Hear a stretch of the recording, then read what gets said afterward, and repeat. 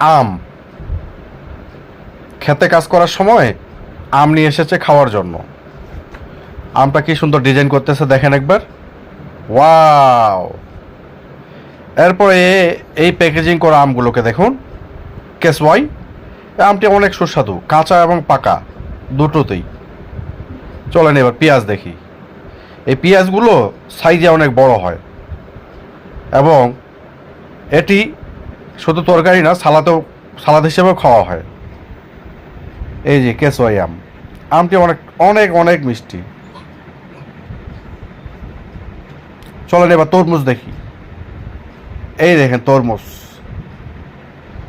তরমুজের ভিতরে ঠিক পিঙ্ক কালারের তরমুজ তৈরি করে ফেলেছে। এই দেখেন এই আমটির সাইজে কত বড়। পাহাড়ি অঞ্চলে হয় এই আমটি অনেক বড়। ধন্যবাদ সবাইকে ভিডিওটি দেখার জন্য।